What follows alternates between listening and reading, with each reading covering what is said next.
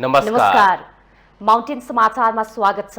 म बिन्दु अधिकारी र म नवराज पौडेल। सुरुमा अहिलेसम्मका मुख्य समाचार।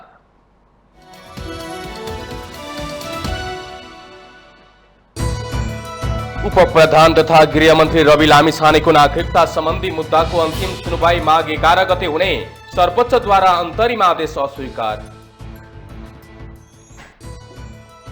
सरकारको न्यूनतम साझा कार्यक्रमको मस्यौदा तयार, परिवर्तनको आभास हुने गरी आएको दाबी, शनिबार शीर्ष नेताहरूको संयन्त्रमा प्रस्तुत गरिने। धेरै विश्लेषण गरेर मात्रै सरकारलाई विश्वासको मत दिने बारेमा निर्णय लिनुपर्ने अवस्था रहेको नेकपा यसका अध्यक्ष माधव नेपालको टिप्पणी, वामपन्थी एकतामा जोड। राष्ट्रिय प्रजातन्त्र पार्टी राप्रपालाई प्रधानमन्त्रीका लागि प्रस्ताव नगरेको कंग्रेसका प्रमुख सचेतक रमेश लेखकको प्रश्नोक्ति, गठबन्धन भत्काउने रणनीति नरहेको भनाई।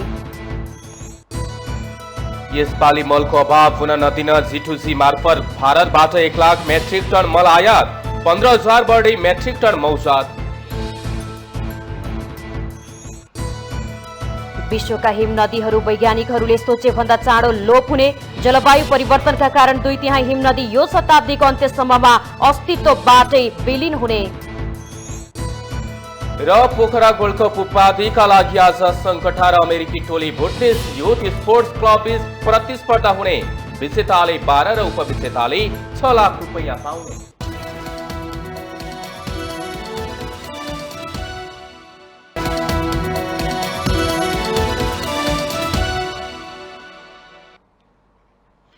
अब समाचार विस्तारमा। उपप्रधान तथा गृहमन्त्री रवि लामिछानेको नागरिकता विवादमा सम्बन्धी मुद्दामा अन्तरिम आदेश दिन सर्वोच्च अदालतले अस्वीकार गरेपछि उनलाई तत्कालका लागि राहत भएको छ। कायम बकायम प्रधान न्यायाधीश हरिकृष्ण कार्की नेतृत्वको संवैधानिक इजलासले लामिछानेको नागरिकता सम्बन्धी मुद्दामा अन्तरिम आदेश दिन अस्वीकार गरेको हो। इजलासमा न्यायाधीशहरू ईश्वर प्रसाद खतिवडा, आनन्द मोहन भट्टराई, अनिल कुमार सिन्हा र प्रकाशमान सिंह राउत रहेका थिए। सर्वोच्चले अन्तरिम आदेश दिन अस्वीकार गरेसँगै रविको उपप्रधान र गृहमन्त्री पद समेत कायम रहनेछ। अमेरिकी नागरिकता लिएका लामिछानेले त्यताको नागरिकता त्यागे पनि फेरि नेपाली नागरिकता नलिएकाले उनको नागरिकता कायम नरहेको दाबी सहित सर्वोच्च अदालतमा रिट निवेदन परेको थियो। लाग्दैन। यस अर्थमा हामीले यो रिट लिएर आएका थियौँ। उहाँको उम्मेदवारी जुन उहाँले नेपाली नागरिकताको प्रमाणपत्र लिने प्रक्रिया नै सुरु गर्नुभएको छैन। पहिलो नेपाली नागरिकता उहाँको अमेरिकन नागरिकता लिइसकेपछि रद्द भएपछि जुन उहाँले आफूले नेपाली नागरिकता लिने प्रक्रिया नै पुरा गर्नुभएको छैन। यस अर्थमा उहाँ नेपाली नागरिकका रूपमा उम्मेदवारमा सहभागी भएर विजयी बन्न र सरकारमा जान पाउनुहुन्न भनेर हामीले जुन रिट गरेका थियौँ। रिट निवेदकले लामिछानेलाई मुद्दाको किनारा नलागेसम्म सांसदको रूपमा काम गर्न नदिन भन्दै अन्तरिम आदेशको माग गरेका थिए। तर सर्वोच्चले निवेदकको माग बमोजिम आदेश दिन अस्वीकार गरेको हो। अदालतले यो मुद्दालाई अग्राधिकार दिँदै माघ 11 गते सुनवाई गर्ने भनेको छ। रविलाई तत्काल राहत मिले पनि अन्तिम सुनवाई नभएसम्म चिन्ता भने रहने नै छ।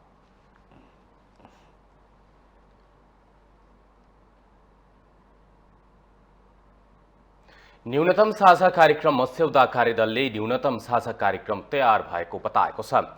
शुक्रबार सिंहदरबार स्थित अर्थ मन्त्रालयमा बसेको सरकारको न्यूनतम साझा कार्यक्रम मस्यौदा कार्यदलको बैठकले सरकारका न्यूनतम साझा कार्यक्रम तयार भएको जनाएको हो। कार्यदलका सचिव एवं राष्ट्रिय स्वतन्त्र पार्टीका प्रवक्ता मुकुल ढकालले बैठकले आफ्नो प्रतिवेदनलाई पूर्णता दिएको र आज शीर्ष नेताहरूको संयन्त्रमा सरकारका न्यूनतम साझा कार्यक्रमहरू प्रस्तुत गर्ने जानकारी दिनुभयो। उहाँले न्यूनतम साझा कार्यक्रम जनताको डेलिभरीको पक्षमा रहेको र परिवर्तनको आभास हुने गरी आएको समेत दावी गर्नुभयो। पक्षमा डेलिभरीका पक्षमा जनताले परिवर्तनको आभास हुने गरी परिवर्तनको आवास गर्ने गरी कुराहरू समेटिएका छन्। एकदमै राम्रो न्यूनतम कार्यक्रम बनेको छ। यसलाई भोलि शीर्ष तहले स्वीकृत गरेपछि सार्वजनिक हुन्छ।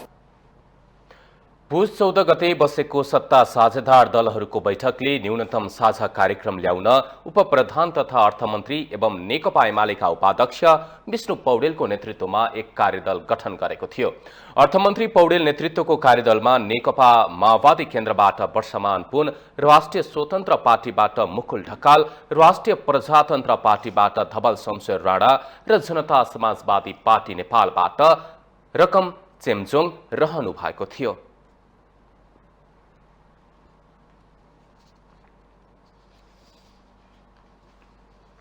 प्रचण्ड नेतृत्वको सरकारले न्यूनतम साझा कार्यक्रमलाई अन्तिम रूप दिएको छ।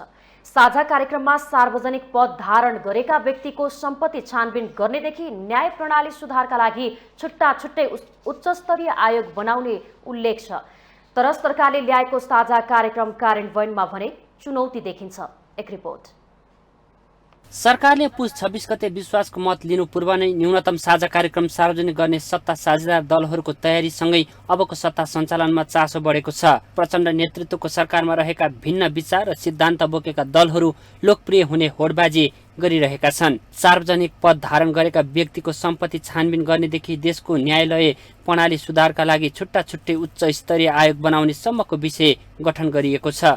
आर्थिक सङ्कट, बढ्दो निर्यात र दिन प्रतिदिन बढ्दै गएको बेरोजगारीको समस्या समाधानका लागि सरकारसँग कार्यान्वयनमुखी कार्यक्रम जरुरी छ। त्यसो त नागरिक प्रशासनलाई सक्षम, व्यावसायिक र जनताप्रति उत्तरदायी बनाउने, राज्यका निकायहरूबीच अन्तर्निकाय समन्वयको प्रभावकारी व्यवस्था गर्ने, कार्य सम्पादनको ग्यारेन्टी गर्ने, अनुगमनकारी संरचना निर्माण गर्ने जस्ता विषय प्राय सबै राजनीतिक दलहरूले चुनावी घोषणापत्रमा समेटेका थिए। यी सबै प्रतिबद्धताहरू सरकारले ल्याउन लागेको साझा न्यूनतम कार्यक्रममा समेटिए पनि कार्यान्वयनमा भने शङ्का छ। नीति तथा कार्यक्रममा त यो सबैका चाहिँ यो आउँछन्, सबैका नीति, सबैका चाहिँ केही न केही कुराहरू त सबैका समेट्नै पर्छ।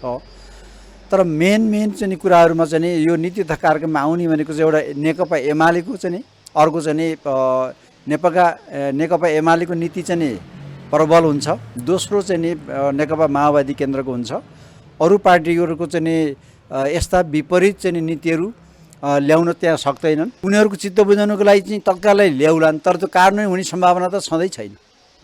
यो चाहिँ सरकारबाट ती सबैका एजेन्डाहरू चाहिँ कार्यान्वयन हुने सम्भावना त सधैँ छैन। न्यायालयसहित सरकारी निकायमा कार्यरत कर्मचारी र सार्वजनिक पद धारण गरेका राजनीतिक एवं गैर राजनीतिक व्यक्तिहरू भ्रष्टाचारमा संलग्न रहेको भन्दै उनीहरूको सम्पत्ति छानबिन गर्नुपर्ने आवाज जनस्तरबाट उठ्दै आएको छ। दलहरूले भ्रष्टाचार नियन्त्रणलाई प्राथमिक एजेन्डा बनाएर चुनावमा गएका थिए। अहिले सरकारमा रहेका दलहरू सामु जनतामाझ गरेको वाचा र प्रतिबद्धताहरू पूरा गर्नुपर्ने बाध्यता छ। न्यूनतम साझा कार्यक्रम कार्यदलका संयोजक उपप्रधान तथा अर्थमन्त्री विष्णु पौडेलले शुक्रबार नै कार्यक्रमलाई अन्तिम रूप दिइसकेका छन्। न्यूनतम साझा कार्यक्रमहरूलाई सबै दलहरूले एकरूपताका साथ कार्यान्वयन गर्दै लैजाने मन्त्री ज्वाला कुमारी शाहको तर्क छ। चुनौतीहरू उत्तिकै छ, बाधा अवरोधहरू उत्तिकै हुन्छ, तर हामी कार्यान्वयन गर्नको लागि जो हामी मन्त्रीमण्डल जो हामीले एउटा प्रधानमन्त्री सहित 8 जनाको टोली हामी मन्त्रीमण्डलमा छौँ, पक्कै पनि यो केही दिनपछि पुनर्गठन हुनेछ र पुनर्गठन भएपछि हामी एउटा अभियानको साथ हामी व्यवहारमा लागू गराउने गरी एउटा कार्यान्वयनमा जाने गरी देशैभरि 77 जिल्ला एउटा अभियानको साथ हामी लान्छौँ। पक्कै पनि कार्यान्वयन गरेरै देखाउने प्रतिबद्धता राख्न चाहन्छु। सरकारको न्यूनतम साझा कार्यक्रम आम जनताको प्रत्यक्ष सरकार रहेको सेवा प्रवाहलाई चुस्त दुरुस्त बनाएर सुशासनको प्रत्याभूति दिलाउने, भ्रष्टाचार नियन्त्रणलाई प्राथमिकता दिने, अर्थतन्त्रको सुधार गर्दै जनजीविकाका सवाललाई प्राथमिकतामा राखेर अघि बढ्नु अहिलेको सरकारको प्रमुख दायित्व देखिन्छ। तर फरक विचार, सिद्धान्त र पृष्ठभूमि भएका दलहरू सहभागी सरकारमा साझा कार्यक्रम ल्याउन भन्दा कार्यान्वयनमा झन कठिनाइ रहने गरेको छ। माउन्टेन टेलिभिजन एचडीका लागि क्यामेरामा दीपक भट्टका साथमा बटुक राजगिरीको रिपोर्ट। नेकपा एकीकृत समाजवादीका अध्यक्ष माधव कुमार नेपालले धेरै विश्लेषण गरेर मात्रै सरकारलाई विश्वासको मत दिने बारेमा निर्णय लिनुपर्ने अवस्था रहेको टिप्पणी गर्नुभएको छ। सरकार कुन ढङ्गले अगाडि बढ्छ त्यसलाई हेरेर मात्र विश्वासको मत दिने बारेमा निर्णय लिन सकिने अध्यक्ष नेपालको भनाइ छ। शुक्रबार सर्वदलीय बैठकपछि नयाँ बानेश्वर स्थित संसद भवन परिसरमा सञ्चारकर्मीहरूले राखेका जिज्ञासामा उहाँले व्यक्तिगत रूपमा आफू प्रधानमन्त्री पुष्पकमल दाहाल प्रति सकारात्मक रहेको उल्लेख गर्नुभयो।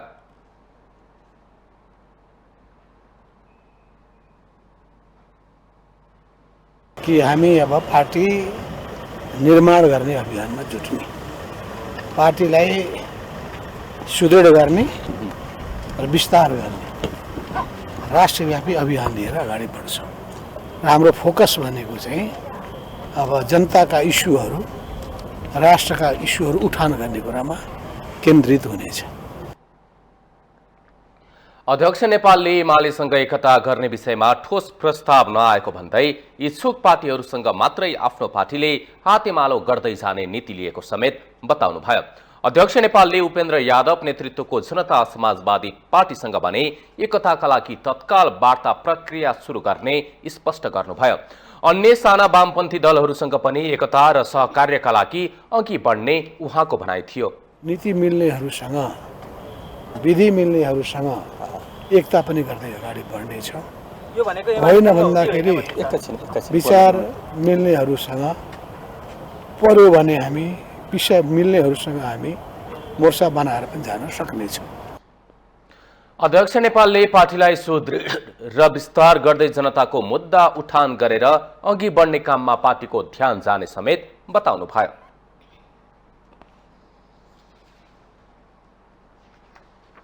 नेपाली कांग्रेसका प्रमुख सचेतक रमेश लेखकले राष्ट्रिय प्रजातन्त्र पार्टी राप्रपालाई प्रधानमन्त्रीका लागि प्रस्ताव नगरेको स्पष्ट गर्नुभएको छ।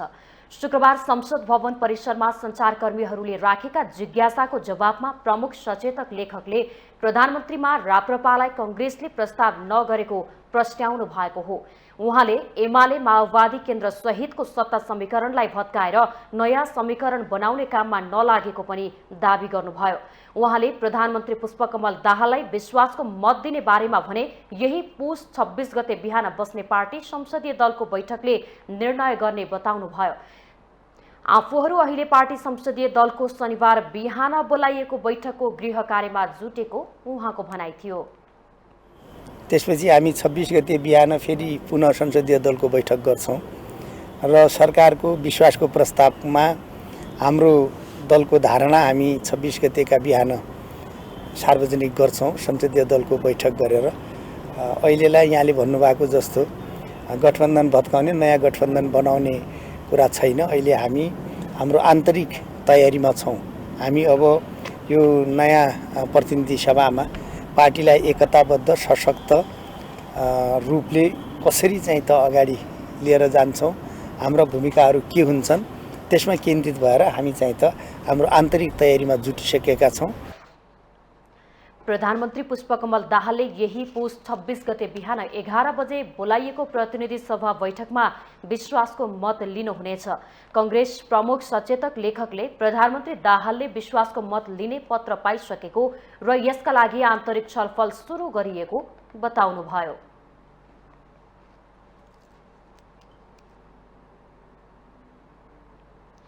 नेकपा माओवादी केन्द्रका प्रमुख सचेतक हितराज पाण्डेले सबै राजनैतिक दलहरूलाई प्रधानमन्त्री पुष्पकमल दाहाल नेतृत्वको सरकारलाई विश्वासको मत दिन आग्रह गर्नुभएको छ।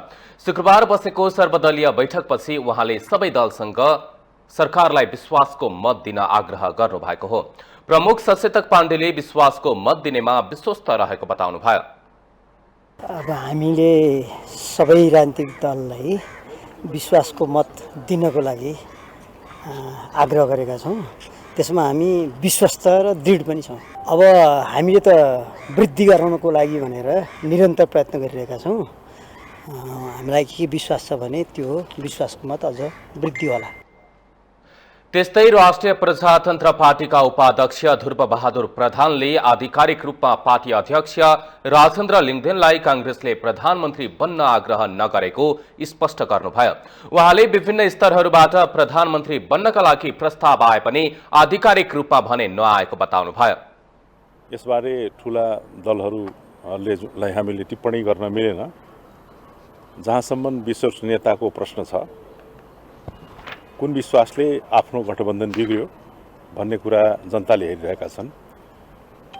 हाम्रो दलका अध्यक्षलाई आएको जुन प्रस्ताव छ, उहाँले पनि क्षणिक जुन टेम्पटेसनको आधारमा दल परिवर्तन गर्ने अवस्था आउँदा भोलिको अवस्थामा जुन हामीले उद्देश्य लिएर हिँडेका छौँ त्यो प्राप्ति गर्नको लागि हामीले कठिन हुन्छ भन्ने उहाँले पक्कै विचार गर्नुभएको छ।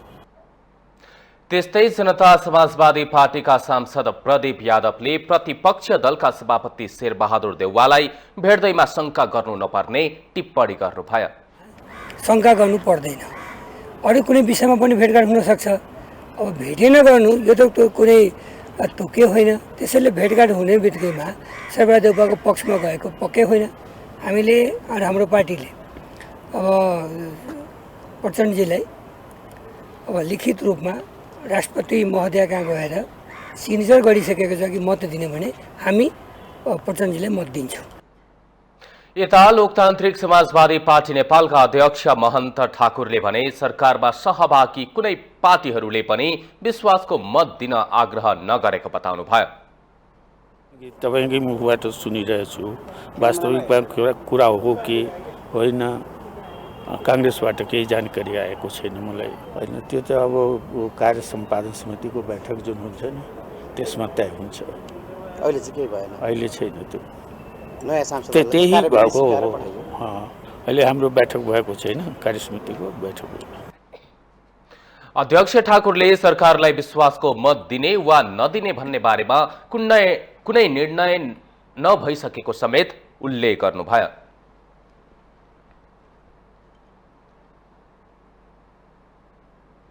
माउन्टेन समाचारमा पालो भएको छ ब्रेकको।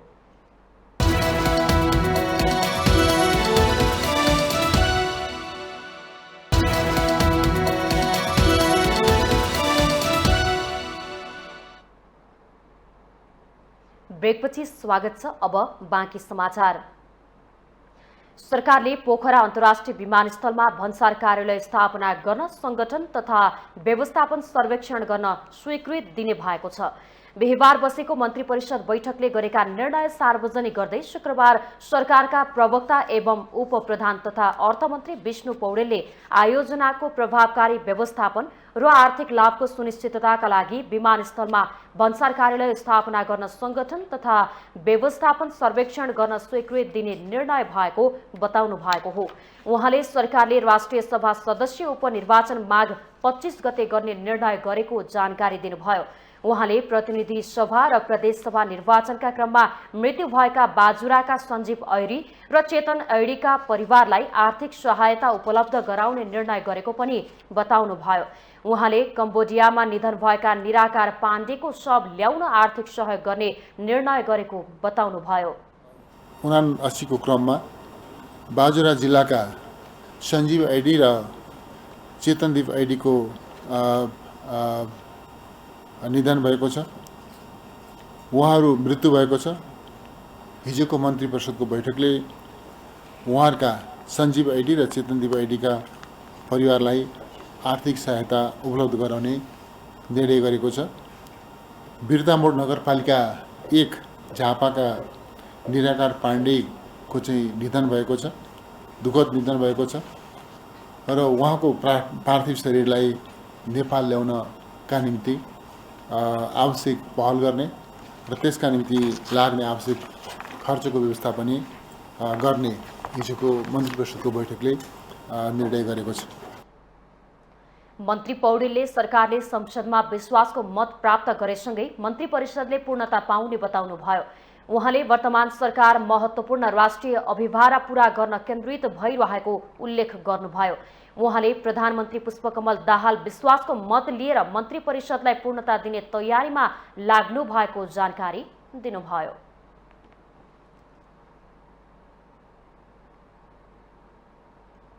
अर्थ सचिव तोयम राया र राजस्व सचिव डाक्टर रामप्रसाद घिमिरेले अर्थ मन्त्रालयको कार्यभार सम्हाल्नु भएको छ।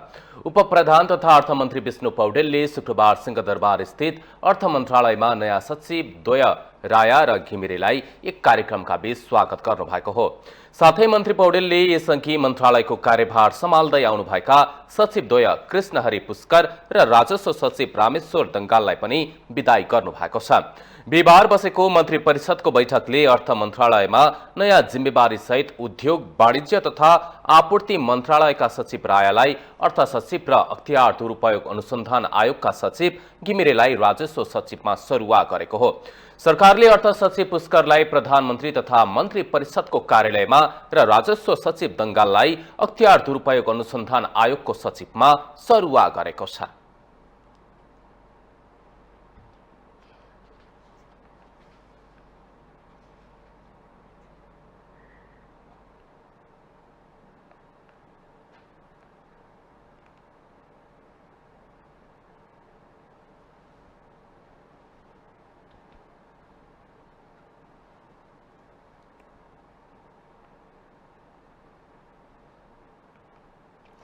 परराष्ट्रविद मधुरमण आचार्यले आर्थिक कूटनीतिका लागि दक्ष राजदूतको नियुक्तिमा ध्यान दिन सरकारलाई सुझाव दिनुभएको छ। आर्थिक कूटनीतिमा मुलुकपछि परिरहेको अवस्थामा पूर्व परराष्ट्र सचिव आचार्यले मुलुकको आर्थिक कूटनीतिलाई अघि बढाउन सरकारले दक्ष राजदूत नियुक्तिमा ध्यान दिनुपर्ने बताउनुभयो। राष्ट्रिय सभा अन्तर्गतको राष्ट्रिय सरोकार तथा समन्वय समितिको शुक्रबार सिंहदरबारमा बसेको बैठकमा परराष्ट्रविद आचार्यले आर्थिक र कूटनीतिक दुवै थाहा नभएकालाई सरकारले राजदूत बनाएर पठाएका कारण मुलुकको आर्थिक कूटनीतिक फलदायी हुन नसकेको गुनासो गर्नुभयो। उहाँले आर्थिक कूटनीति कार्यान्वयनका लागि नीतिगत रूपमा स्पष्ट धारणा तय गर्न सरकारको गम्भीर ध्यानाकर्षण गराउनुभयो। मुलुकमा लगानी भित्र्याउनका लागि लगानी बोर्डले कामै गर्न नसकेको समेत परराष्ट्रविद आचार्यको भनाइ थियो। उहाँले मुलुकको आर्थिक विकासका लागि भारत र चीन दुवै मुलुकबाट लगानी भित्र्याउन सरकारले जोड दिनुपर्ने आवश्यकता समेत औल्याउनुभयो। वान विन्डो सर्भिस गरेर त्यो हुनु चाहिँ यस्तो कुराहरुमा सुधार गर्नुपर्छ। यसको कुराहरु यहाँ छ। सूचकहरु कतिपय कुरा हाम्रो राम्रो पनि छ, त्यसको प्रचार गर्नु पर्यो हैन। भारत र चीनको लगानीमा ध्यान दिनु पर्यो। यी सम्मेलनमा गरेको चिजहरुको चाहिँ नि कार्यान्वयन गर्नु पर्यो। विशेष आर्थिक क्षेत्रहरु बन्नु पर्यो। लगानीकर्ताहरुको सबै वृद्धि गर्नु पर्यो भन्ने कुराहरु छ। परराष्ट्रविद आचार्यले आर्थिक कूटनीतिका लागि निजी क्षेत्रको नेतृत्वदायी भूमिका स्थापित गराउन पनि आवश्यक रहेको बताउनुभयो। बैठकमा विमला राई पौडेल लगायतका सांसदहरूले आर्थिक कूटनीतिलाई अघि बढाउन अन्तर्राष्ट्रिय अनुभवबारे परराष्ट्रविद आचार्यसँग जिज्ञासा राख्नु भएको थियो।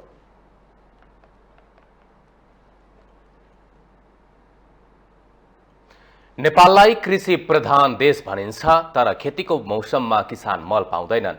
मलमा खेल हुन्छ, झेल हुन्छ। विगतमा कालोबजारी मलको खेलमा लागेर करोडौं हात पार्न सफल भए। निकै विवादपछि सरकारले विश्वव्यापी टेन्डरको माध्यमबाट र G2G मार्फत भारतबाट मल आयात गरिरहेको छ। यसले केही सहज हुने आशा गरिए पनि ढुक्क हुने भने अवस्था देखिँदैन। एक रिपोर्ट। सरकारले चालु आर्थिक वर्षमा रासायनिक मल आयातका लागि 15 अर्ब विनियोजन गरेकोमा अपुग रकम थप गरी 16 अर्ब छुट्याएको छ।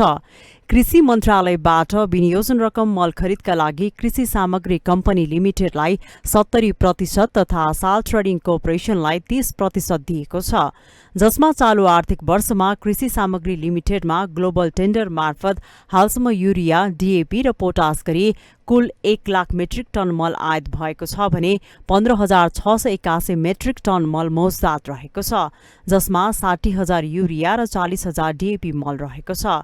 यस्तै पाइपलाइनमा G2G र ग्लोबल टेन्डर मार्फत गरी 60,000 युरिया मल र 20,000 DAP मल आयात हुने क्रममा रहेको कृषि सामग्री कम्पनी लिमिटेडले जनाएको छ। हामी कहाँ 3टा पोइन्टमा चाहिँ मल आयात हुन्छ, विराटनगर, वीरगञ्ज र भैरवा। त्यहाँबाट चाहिँ नि हाम्रा शाखा कार्यालयहरूमा ढुवानी भएर जान्छ। त्यसपछि ती कार्यालयहरू जुन हाम्रा शाखा कार्यालयहरू, प्रदेश कार्यालयहरूमा दर्ता भएका सहकारी संस्थाहरू मार्फत चाहिँ स्थानीय निकायको सिफारिसमा भएका जुन डिलरहरू हुन्छन् उनीहरू मार्फतबाट चाहिँ स्थानीय निकायमा मल पुग्छ। अब हामी त खरिद मात्रै गर्ने हौँ, खरिद गरेर मात्रै सप्लाई गर्ने हौँ। त्यसकारणले गर्दाखेरि अब हाम्रो चाहिँ किसानहरूको डिमान्ड अनुसार भन्यो भने त 8-10 लाख मेट्रिक टन चाहिँ मल हामीलाई सबै गरेर चाहिँ चाहिन्छ। अब हाम्रो चाहिँ त्यो तुलनामा हाम्रो आपूर्ति अलिकता कम छ। त्यसकारणले पनि अब भने जति नपुगेको अवस्था हो। 20,000 युरिया र 20,000 DAP मल खरिदका लागि टेन्डर प्रकाशित भइसकेको छ। थप 5,000 पोटास मल खरिदका लागि सूचना प्रकाशित गर्ने तयारी गरिएको पनि कृषि सामग्री लिमिटेडले जनाएको छ। हालसम्म लिमिटेडले स्थानीय निकायमा 93,884 मेट्रिक टन मल बिक्री गरिएको उल्लेख छ।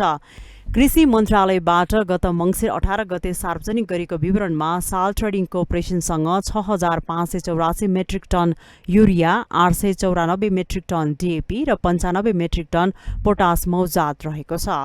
यद्यपि आपूर्तिमा सहजीकरण भए पनि किसानको माग धान्य हो भने वार्षिक 8 देखि 10 लाख मेट्रिक टनको आवश्यकता पर्ने जानकारहरू बताउँछन्। यसकारण मल अझै अपोक हुने देखिन्छ। माउन्टेन टेलिभिजन एसटीका लागि क्यामेरामा विक्रम साकेको साथमा विद्या तामाङको रिपोर्ट। श्रम, रोजगार तथा सामाजिक सुरक्षा मन्त्रालयले संस्थागत र व्यक्तिगत श्रम स्वीकृति सेवा 7वटै प्रदेश स्तरबाट प्रदान गर्ने भएको छ। श्रम तथा रोजगार कार्यालय विराटनगर र जनकपुरबाट पनि आगामी आइतबारदेखि संस्थागत र व्यक्तिगत श्रम स्वीकृति प्रदान हुने मन्त्रालयले जनाएको छ। यसअघि पुनः श्रम स्वीकृति मात्रै हुँदै आएका यी कार्यालयबाट यही पुस 24 गतेदेखि संस्थागत र व्यक्तिगत श्रम स्वीकृति पनि प्रदान हुने श्रम, रोजगार तथा सामाजिक सुरक्षा मन्त्रालयले जनाएको छ। मन्त्रालयका अनुसार वैदेशिक रोजगार कार्यालय पोखरा र बुटवलबाट केही समय अघिदेखि नै संस्थागत, व्यक्तिगत र पुनः श्रम स्वीकृति सेवा प्रदान हुँदै आएको छ। श्रम तथा रोजगार कार्यालय सुर्खेत र कैलालीको धनगढीबाट पनि पुनः श्रम स्वीकृति र व्यक्तिगत श्रम स्वीकृति प्रदान हुन थालेको छ। आगामी आइतबारदेखि विराटनगर र जनकपुरमा रहेका श्रम तथा रोजगार कार्यालयबाट समेत सबै किसिमका श्रम स्वीकृति पाइने व्यवस्था हुने भएको हो। यो सँगै अब 7 प्रदेशबाट सबै खाले श्रम स्वीकृति लिन सकिने व्यवस्था भएको छ। मन्त्रालयले प्रेस विज्ञप्ति प्रकाशित गरी श्रम स्वीकृति लिनका लागि भौतिक रूपमा कार्यालयमै उपस्थित हुनुपर्ने र विभिन्न झन्झट हुने समस्यालाई हटाउँदै अनलाइन मार्फत नै सबै खाले श्रम स्वीकृति लिन सकिने व्यवस्था भएको जनाएको छ।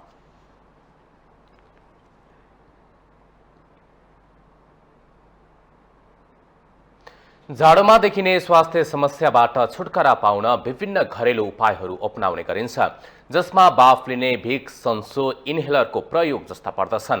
के यस्ता उपायले साँच्चै नै राहत दिन्छन् त? एक रिपोर्ट।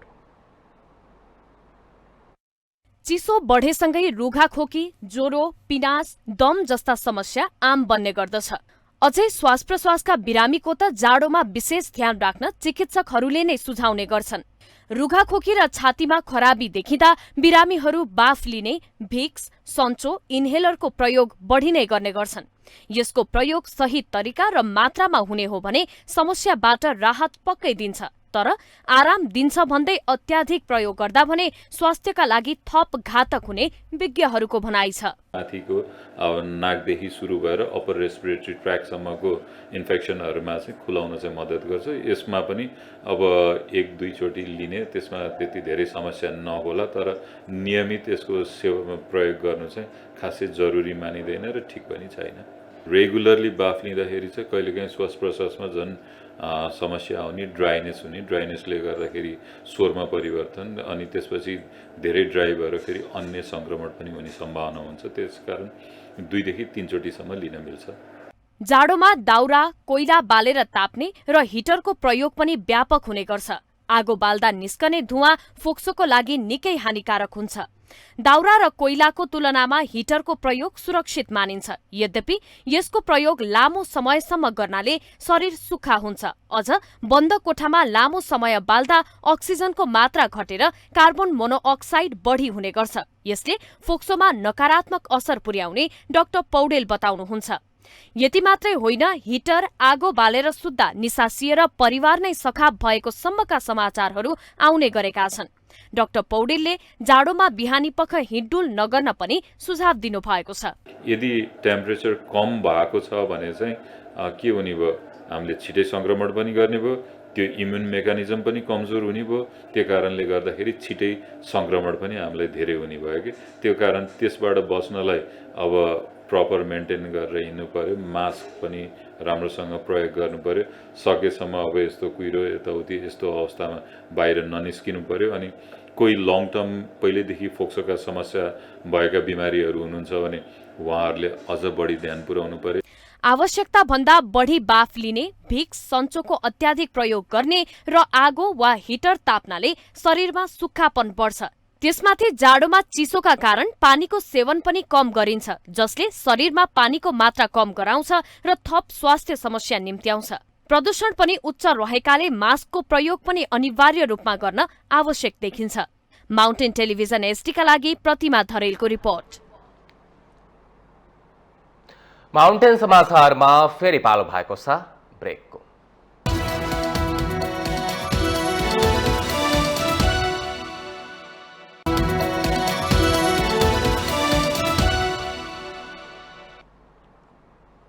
ब्रेकपछि स्वागत छ। अब बाँकी समाचार। सनातन कालदेखि धार्मिक रूपले महत्त्वपूर्ण मानिने श्री स्वस्थानी व्रत सुरु भएको छ। पौष शुक्ल पूर्णिमादेखि माघ शुक्ल पूर्णिमासम्म 1 महिना श्री स्वस्थानी तथा माधव नारायण व्रत बस्ने गरिन्छ। आधुनिकतासँगै धर्म संस्कृतिको अभ्यास फरक हुँदै गए पनि श्री स्वस्थानीमा व्रत बस्नेको संख्या उल्लेख्य रहेको छ।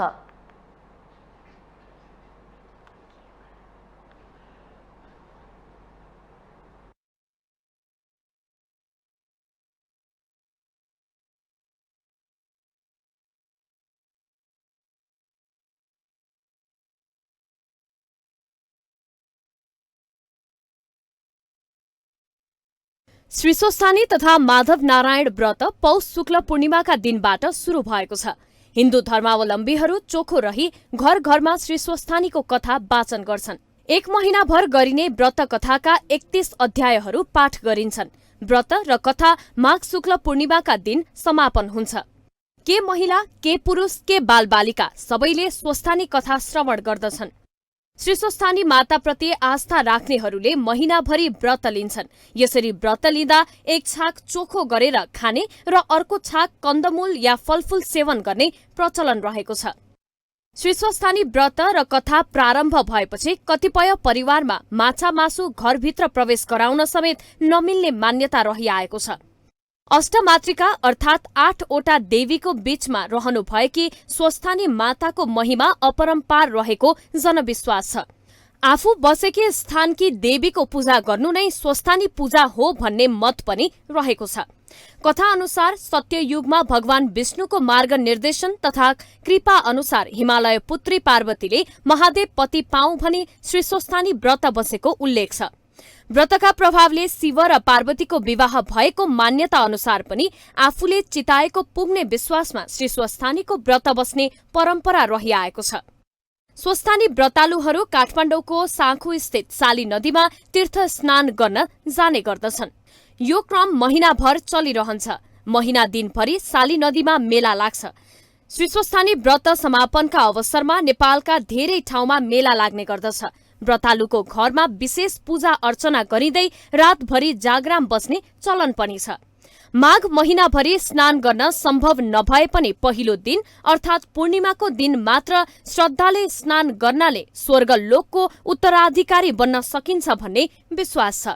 वैज्ञानिक दृष्टिकोणबाट हेर्दा पूर्णिमाको दिन पृथ्वीमा गुरुत्व बलको प्रभाव धेरै रहने र यस दिन व्रत बसेर भगवानको नाम स्मरण गर्दा आत्मशुद्धि हुने बताइन्छ। यसरी व्रत बस्नाले मेटाबोलिक प्रक्रिया सुदृढ रहने, ग्यास्ट्रिक जस्ता समस्याहरू हल भएर जाने र शरीरमा सकारात्मक ऊर्जा बढ्ने बताइएकाले पनि व्रत गर्नेको संख्या उल्लेख्य रहने गरेको छ।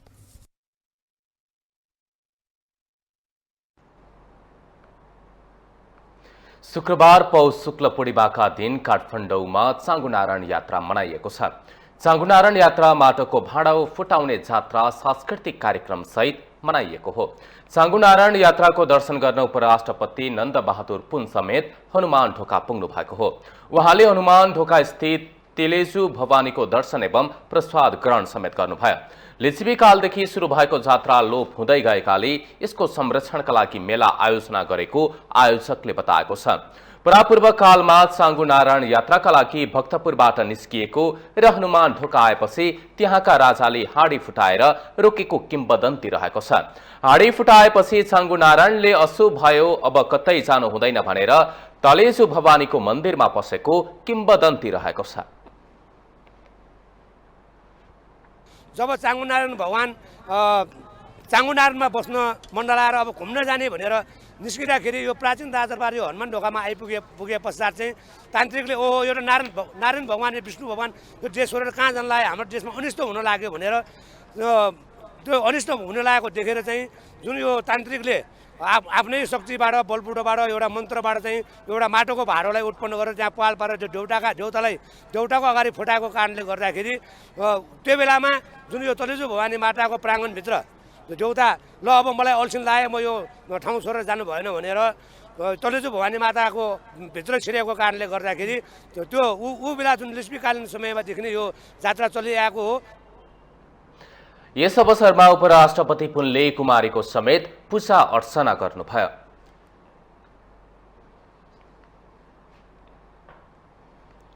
कुपण्डोल मूल सडक छेउमै ठूला ठूला पित्तलका 2वटा कान झुन्डिएको देख्नुहुनेछ। यसलाई नेपाल भाषामा नेहा पञ्चाद्य अर्थात् कान दुखाइको देवता भन्ने गरिन्छ। यस मन्दिरमा पूजा गरेर कानमा तेल हाले कानको समस्या समाधान हुन्छ भन्ने जनविश्वास रहेको छ। एक रिपोर्ट। कान देवताको मन्दिरमा प्रत्येक शनिबार र मंगलबार श्रद्धालुहरूको भिड हुन्छ। यहाँ पूजा गर्दा आफ्नो दुखेको कान निको हुन्छ भन्ने जनविश्वास रहेको छ। त्यसैले यो मन्दिर कान देवताको रूपमा परिचित छ। नेपालकै एकमात्र कान देवता मानिएको मन्दिरको बारेमा आधिकारिक जानकारी भेट्न गाह्रो छ। सबै मन्दिरमा पुजारी हुन्छन्, तर यस मन्दिरमा पुजारी हुँदैन। स्थानीयका अनुसार कान देवता अहिलेको कुपण्डोल लगनखेल सडकमै थियो। बाटो विस्तारको क्रममा छेउमा सारियो। कान देवता भनेको गणेशै हो, बुझ्नुभयो? गणेशै हो। हुन्छ नि, एकैचोटि त भन्न साथी त हुँदैन, तर हुन्छ, निको चाहिँ हुन्छ। यो यस्तो देवता हो, एकदम शक्ति छ। अब त्यो कानको डक्टरले गर्ने काम अलगै भयो, यो देवता काम अलगै भयो। अब नसाइ छिन्यो यहाँ त्यहाँ भनेर कान त बिग्रेको त यसले त बनाउँदैन। यसले साधारण जुनसुकै दुखेको या नसुनेको यस्तो सबै निको। अनि कान नसुनेको मान्छे आएर चाहिँ यहाँ तेल हालिने कान सुनिन्छ? सुनिन्छ। यस्तो मान्छे यहाँ यो सहरी क्षेत्र होइन, गाउँ गाउँदेखि मान्छे यहाँ पूजा गर्नु। तपाईँ मङ्गलबार शनिबार हेर्नुहोस्, यतिकै भिड हुन्छ यहाँ। कान सुनिने, कान दुख्ने, कान पाक्ने, कान नसुन्ने अथवा विभिन्न उपचार गर्दा पनि कानको रोग निको नहुनेहरू यहाँ आउने गर्दछन्। कान देवता थानमा एउटा सानो पाल रहेको छ। सो पाललाई छोएर पालै पालो दाहिने र देब्रे कान 3 पटक छुने प्रचलन रहेको छ। मन्दिरमा देवता नभए पनि यो कान देवता भगवान गणेशको भएको मान्यता अनुसार कान देवता भनेकै गणेश भगवान भएको जनविश्वास रहेको छ। कान देवताको बारेमा चाहिँ अघि राजाका पालादेखि नै कान देवता मन्दिर चाहिँ यहाँ स्थापना भएको रहेछ। विशेष गरी चाहिँ यहाँ चाहिँ कान नसुनिनेहरूले आएर यहाँ आएर चाहिँ त्यहाँ भगवानको कानको आकृति छ, त्यहाँ तेल हालेर अनि त्यो तेल निकालेर आफ्नो कानमा हाल्यो भने कान सुनिन्छ भन्ने किंवदन्ती पाइन्छ। अब यो त आस्था र भरोसा हो। अब भक्तजनहरूले आएर राम्रो भएको छ भनेर भन्नुहुन्छ। मलाई त त्यो समस्या परेको छैन। एउटा भगवान हुनुहुन्छ भने हामीले त देखाएको छौँ नि। भगवानलाई त हामीले आस्था राख्ने भरोसा राख्ने त हो नि। त्यही मान्यतामा चाहिँ सबैजना हामी लागिरहेका छौँ। हामीकोमा नि आउनुहुन्छ, फलफुलहरू यहीँबाट किन्नुहुन्छ, चढाउनुहुन्छ, तेल लिनुहुन्छ, चढाउनुहुन्छ। त्यतिसम्म चाहिँ सुन्यो, हामी आफैमा चाहिँ परेको छैन। यस स्थानका बारेमा केही प्रचलित कथनहरू पनि छन्, जस अनुसार पाटनका मल्ल राजा र काठमाडौँका मल्ल राजा बीच निकै प्रतिस्पर्धा थियो। एक राजाले अर्को राजालाई कसरी सिद्ध्याउने भन्ने षड्यन्त्र भइरहन्थ्यो। काठमाडौँका राजा भन्दा पाटनका राजा बलियो भएकाले पाटन दरबार भित्रको गोप्य कुरा कसरी थाहा पाउने भनी विज्ञहरूसँग सल्लाह गरी एक ध्वनि यन्त्रलाई पौवा चित्रमा जडान गरी पाटनको राजालाई उपहार दिएको थियो। त्यसपछि पाटनका गोप्य बैठक र रणनीति सबै काठमाडौँका राजाले थाहा पायो। पाटनको सबै कुरा काठमाडौँका राजाले थाहा पाएको देखेर पाटनको राजालाई शङ्का लाग्यो र विज्ञहरूलाई बोलाई छानबिन गर्दा पौवामा यन्त्र रहेको पत्ता लाग्यो। छानबिन गर्दा कुपण्डोलमा ट्रान्समिटर रहेको थाहा पाएपछि उक्त ट्रान्समिटरलाई पुनर्निर्माण गरी पाटनको कुरा काठमाडौँले सुन्न नपाउने तर काठमाडौँका कुरा पाटनले सुन्न पाउने बनाए, अर्थात् ठ्याक्कै उल्टो पारिदिएछ। यसपछि पाटन काठमाडौँभन्दा मजबुत हुँदै जान थाल्यो। काठमाडौँका राजाले पनि उक्त ट्रान्समिटर जाँच गर्न आउँदा थाहा पाएपछि सो ध्वनि यन्त्रलाई नष्ट गरिएको थियो। माउन्टेन टेलिभिजन एचडीका लागि क्यामेरामा विक्रम साकेका साथ विशन्तर साकेको रिपोर्ट। कान्ति बाल अस्पतालले आफ्नो 61औं वार्षिक उत्सव मनाएको छ। अस्पतालले शुक्रबार एक कार्यक्रमका बीच 61औं वार्षिक उत्सव मनाएको हो। वार्षिक उत्सव कार्यक्रममा स्वास्थ्य तथा जनसङ्ख्या मन्त्रालयका सचिव डाक्टर रोशन पोखरेलले कान्ति बाल अस्पतालमा स्वास्थ्य कर्मीहरूको दरबन्दी नपुगेको भन्ने गुनासो आएको भन्दै त्यसलाई सरकारले समाधान गर्ने बताउनुभयो। उहाँले अस्पतालका लागि स्वास्थ्य मन्त्रालयबाट 500 बेडको स्वीकृतिका लागि 18 सङ्घीय मामिला तथा सामान्य प्रशासन मन्त्रालयमा पठाइसकेको भन्दै स्वास्थ्य कर्मीको दरबन्दी र 500 बेडको स्वीकृतिका लागि मन्त्रालयले तदारुकताका साथ काम अगाडि बढाउने बताउनुभयो। उहाँले मन्त्रालयले अस्पतालमा स्वास्थ्य कर्मीको दरबन्दी र नर्सिङ तथा जनशक्ति मेन पावर पूरा गर्ने प्रतिबद्धता जनाउनुभयो। स्वास्थ्य मन्त्रालयमा दरबन्दी पुगेन नै भन्ने आउँछ। हामीले कान्ति बाल अस्पतालको ओएनएम गरिसकेका छौँ। स्वास्थ्यबाट यसको 500 बेडको दरबन्दीको स्वीकृतिको लागि हामीले अर्थ र सामान्यमा पठाइसकेका छौँ। अड्किन्छ कहाँ भन्ने कुरा मैले स्वास्थ्यको सचिवको नाताले भनिरहनु परेन, तर पनि हामी यसमा लागिरहन्छौँ र सकेसम्म छिटै ती दरबन्दी पास गराएर नर्सिङको म्यान पावर जुन जहिले पनि भट्किन्छ। सचिव पोखरेलले अस्पतालले सरकारबाट उपलब्ध रकमको सही सदुपयोग गरेको भन्दै खुसी व्यक्त गर्नुभयो।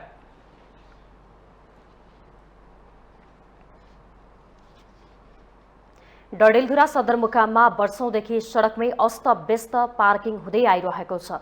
बजारमा जथाभावी पार्किङ हुन थालेपछि जिल्ला प्रहरी कार्यालय डडेलधुराले त्यस्ता सवारी साधन हटाउन थालेको हो।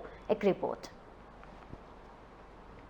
सुदूरपश्चिम प्रदेशको 7 पहाडी जिल्लाको मुख्य केन्द्रको रूपमा रहेको डडेलधुरा सदरमुकाम बाग बजार सडक छेउछाउमा निर्माण सामग्री र जथाभावी पार्किङ गरेका ठूला तथा साना सवारी साधनले अस्तव्यस्त बनेको छ। बजारको मुख्य सडक खण्डमा अव्यवस्थित रूपमा पार्किङ गरिँदा सडक साँघुरो हुनुका साथै ट्राफिक जामको समस्या हुने गरेको स्थानीयको गुनासो छ। रोडमा बाइकहरू, सानो गाडी, 4-5 गाडी यहीँबाट घुमाउने अनि यसलाई आफ्नो ठाउँ त जसको उसले पार्किङ गर्नु सजिलो छ।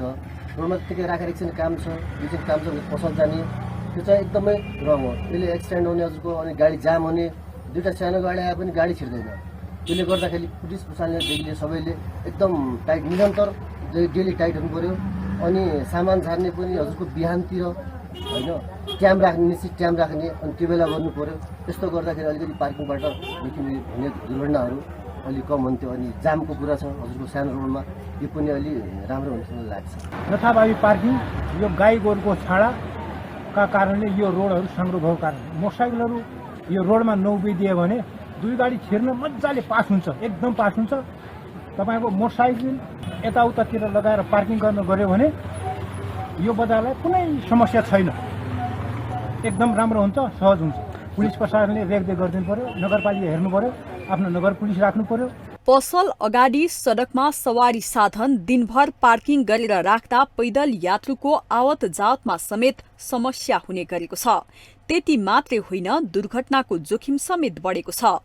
अव्यवस्थित पार्किङका कारण हुने समस्यालाई मध्यनजर गरी समुदाय प्रहरी साझेदारी कार्यक्रम अन्तर्गत पार्किङ व्यवस्थापन गर्न थालेको जिल्ला प्रहरी कार्यालय डडेलधुराले जनाएको छ। यो समुदाय प्रहरी साझेदारी अन्तर्गत हामीले यो जिल्ला प्रहरी कार्यालय डडेलधुराले यो सडकमा भएका यी गाडीहरू छन्, सवारीहरूलाई हटाउने, फुटपाथमा भएका सवारीहरूलाई हटाउने र यो दुर्घटना न्यूनीकरण गर्न जिल्ला प्रहरी कार्यालयले चाहिँ यो एउटा अभियान सुरु गरेको छ। हाम्रो 2-4 दिन सम्झा बुझ्यो हुन्छ, त्यसपछि जिल्ला प्रहरी कार्यालय भ्याक्सिन उठ्यो। हामी सबै निकायसँग समन्वय गर्छौँ। अमरगढ नगरपालिकासँग समन्वय हुन्छ, अरू निकायहरूसँग समन्वय हुन्छ। उहाँहरूले जानकारी पनि गराउँछ। हामी उहाँकै अब उपस्थितिमा, उहाँहरूको सहभागितामा हामी यो अभियान सुरु गर्छौँ। जिल्ला सदरमुकाम बाग बजारको सडक किनारमा लहरै सवारी साधन पार्किङ गरिँदा डडेलधुरा सदरमुकाम भएर बैतडी, बझाङ, दार्चुला लगायतका ठाउँमा जाने ठूला तथा साना सवारी साधनलाई ओहोर दोहोर गर्न समेत समस्या पर्ने गरेको छ। स्थानीय तह र सरोकारवाला निकायको कमजोरीका कारण सडकमा अव्यवस्थित पार्किङ भइरहेको हो। त्यसैले समयमै पार्किङको व्यवस्था गर्न सरोकारवाला निकायको ध्यान जान जरुरी छ। माउन्टेन टेलिभिजन एचडीका लागि डडेलधुरा सहकर्मी विमल जैरूको रिपोर्ट। हामीसँग आर्थिक, अन्तर्राष्ट्रिय र खेल समाचार बाँकी नै छ। माउन्टेन समाचारमा पालो भएको छ ब्रेकको।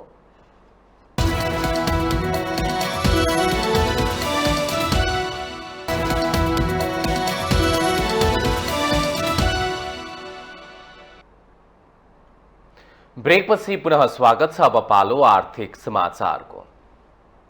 आर्थिक समाचारको साथमा जगदम्बा सुपर साइन तथा ग्याल्बा प्लस जीवनभरको भरोसा प्रस्तुत छ। रिद्धि सिद्धि सिमेन्ट गुणस्तरको नयाँ स्तर।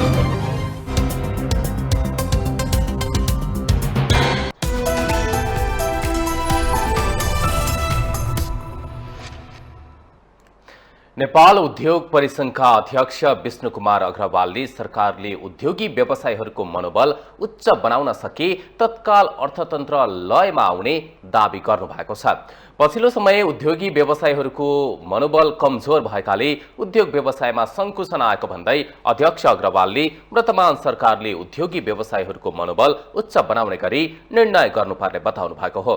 उहाँले वर्तमान सरकार गठन भएसँगै नेपाली पुँजी बजारमा अर्थतन्त्रका कुनै पनि प्यारामिटरहरू परिवर्तन वा सरकार नयाँ कुनै निर्णय बिना उच्च मनोबलका कारण लगातार रूपमा वृद्धि भइरहेको बताउनुभयो।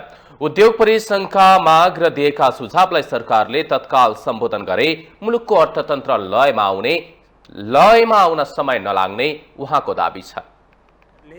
अब हामीहरूले अगर सरकारले सेन्टिमेन्ट्स बढाउने हिसाबले कदमहरू चाल्यो भने त्यो यो अर्थतन्त्र हामीहरूको निकासतिर तुरन्तै गइहाल्छ। फेरि नेपालको अर्थतन्त्र धेरै ठुलो होइन, धेरै कम्प्लेक्स पनि छैन, ठिक छ नि। अगर बाइ द वे केही स्टेप जुन हामीहरूले अर्थमन्त्रीज्यूलाई पनि भेट गर्दाखेरि हामीले निवेदन गरेकै छौँ, अरू त्यही तरिकाले हामीले प्रधानमन्त्रीज्यूलाई पनि भेट्दाखेरि हामीले त्यसको निवेदन गरेको छौँ कि यो गर्दाखेरि हामीहरूको अर्थतन्त्र निकासतिर।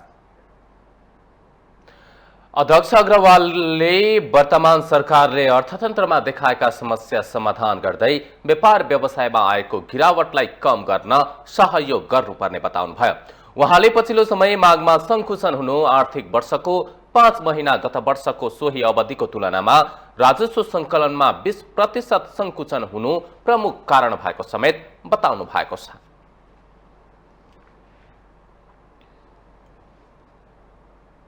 अब अन्तर्राष्ट्रिय समाचार।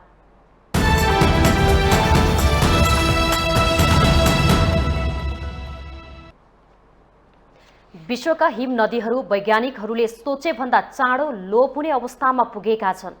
जलवायु परिवर्तनका कारण 2/3 हिम नदी यो शताब्दीको अन्त्यसम्ममा अस्तित्वबाटै विलीन हुने एउटा नयाँ अध्ययनले देखाएको छ। यदि विश्वले भविष्यको तापक्रमलाई 1 डिग्रीको सेरोफेरोमा सीमित गर्न सकेमा हिम नदीलाई जोगाउन सकिनेछ। तर अन्तर्राष्ट्रिय लक्ष्यहरू पूरा गर्न प्राविधिक रूपमा सम्भव भए पनि त्यो असम्भव हुने वैज्ञानिकहरूको आशंका छ। तापक्रम वृद्धिका कारकलाई नियन्त्रण गर्न औद्योगिक राष्ट्र प्रतिबद्ध नभए अन्तर्राष्ट्रिय लक्ष्य हासिल गर्न असम्भव प्राय छ। सन् 2100 मा विश्वका आधाभन्दा कम हिम नदी हराउने अध्ययनले देखाएको छ।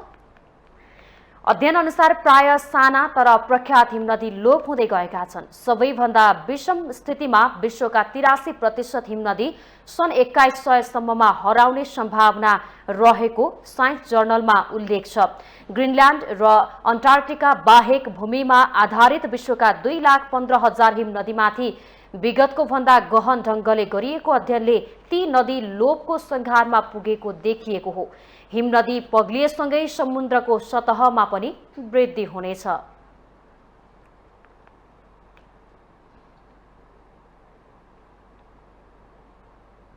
रुसका राष्ट्रपति भ्लादिमिर पुटिनले युक्रेनमाथि 36 घण्टा कुनै प्रकारको हमला नगर्न रक्षा मन्त्रालयलाई निर्देशन दिनुभएको छ।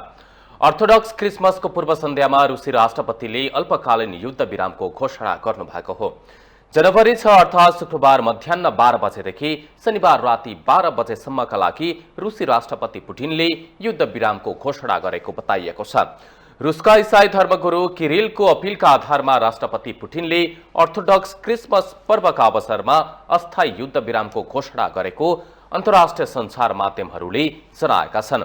अर्थोडक्स क्रिसमस रुस, ग्रिस, इथियोपिया, इजिप्ट लगायत पूर्वी युरोपका देशहरूमा मनाउने गरिएको छ। युक्रेनले भने रुसले आफ्ना सैनिकलाई व्यवस्थित गरी अगाडि बढाउन समय खोजेको भन्दै रुसी युद्ध विरामलाई खारेज गरेको छ। युक्रेनी राष्ट्रपतिका सल्लाहकार माइखेलो पालोडयाकले कब्जा गरेको युक्रेनी भूमि छाडेर रुसी सेना फिर्ता नभएसम्म कुनै पनि अस्थायी युद्ध विराम नहुने प्रतिक्रिया दिनुभएको छ।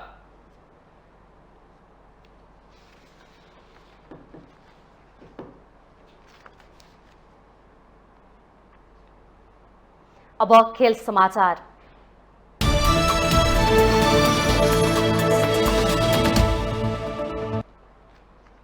पोखरा गोल्ड कपको 22औं संस्करणको उपाधिका लागि आज ए डिभिजन क्लब सङ्कटा र अमेरिकी team Bhutanese youth sports club BYS बीच प्रतिस्पर्धा हुनेछ। बुधबार भएको पहिलो सेमिफाइनलमा सङ्कटाले विभागीय टोली APFलाई 4-1 को फराकिलो अन्तरले हराएर अन्तिम 2 मा स्थान सुरक्षित गरेको हो। त्यसैगरी बिहीबार भएको अर्को सेमिफाइनलमा अमेरिकी टिम भुटनिज युथले नवप्रवेशी चर्च बॉयजलाई 1-0 ले हराएर फाइनलमा पुगेको हो। पोखरा गोल्ड कपमा 6 पटक सहभागी भएको सङ्कटाले 1 पटक उपाधि उचालेको छ। सङ्कटाले 2077 को संस्करणमा अफ्रिकन रुट्सलाई पराजित गर्दै उपाधि जितेको हो। पहिलो पटक फाइनलमा पुगेको भुटनिज युथको प्रतियोगितामा दोस्रो सहभागिता हो। अघिल्लो संस्करणमा क्वार्टर फाइनलबाटै बाहिरिएको थियो। यो संस्करणको उपाधि विजेताले 12 लाख र उपविजेताले 6 लाख रुपैयाँ पुरस्कार पाउनेछन्।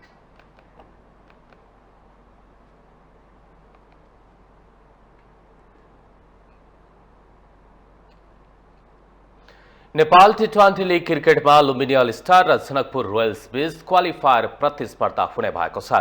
त्रिभुवन विश्वविद्यालयको क्रिकेट मैदानमा शुक्रबार लुम्बिनी अल स्टारलाई 23 रनले पराजित गरी जनकपुरले क्वालिफायर भिडन्त पक्का गरेको हो।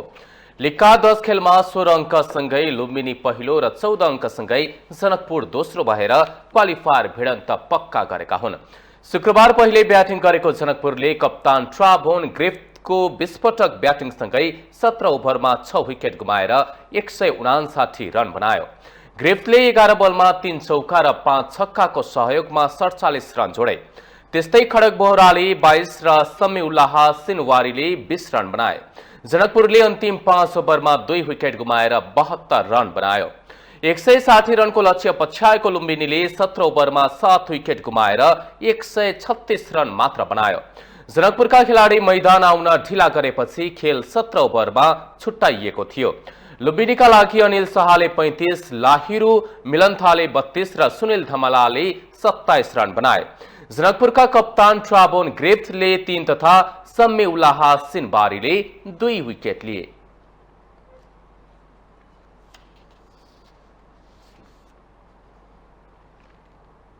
माउन्टेन समाचारमा फेरि पालो भएको छ ब्रेकको।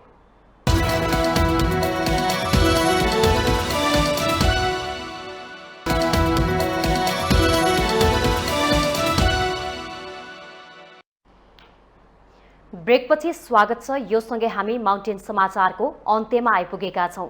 जाँदा जाँदै मुख्य समाचार पुनः एकपटक।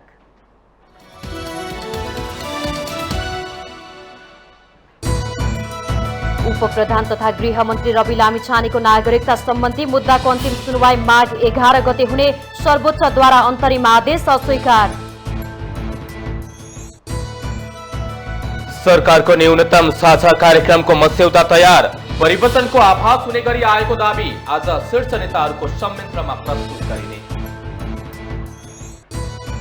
धेरै विश्लेषण गरेर मात्रै सरकारलाई विश्वासको मत दिने बारेमा निर्णय लिनुपर्ने अवस्था रहेको नेकपा यसका अध्यक्ष माधव नेपालको टिप्पणी, वामपन्थी एकतामा जोड। राष्ट्रिय प्रजातन्त्र पार्टी रापरपालाई प्रधानमन्त्रीका लागि प्रस्ताव नगरेको कांग्रेसका प्रमुख सचेतक रमेश लेखकको प्रश्नोक्ति, गठबन्धन भत्काउने रणनीति नभएको भनाई। यसपालि मलको अभाव हुन नदिन G2G मार्फत भारतबाट 1 लाख मेट्रिक टन मल आयात, 15,000 बढी मेट्रिक टन मौजात। विश्वका हिम नदीहरू वैज्ञानिकहरूले सोचे भन्दा चाँडो लोप हुने, जलवायु परिवर्तनका कारण 2/3 हिम नदी यो शताब्दीको अन्त्यसम्ममा अस्तित्वबाटै विलीन हुने। र पोखरा गोल्ड कप उपाधिका लागि आज सङ्कटा र अमेरिकी टोली भुटनिज युथ स्पोर्ट्स क्लब बीच प्रतिस्पर्धा हुने, विजेताले 12 र उपविजेताले 6 लाख रुपैयाँ पाउने।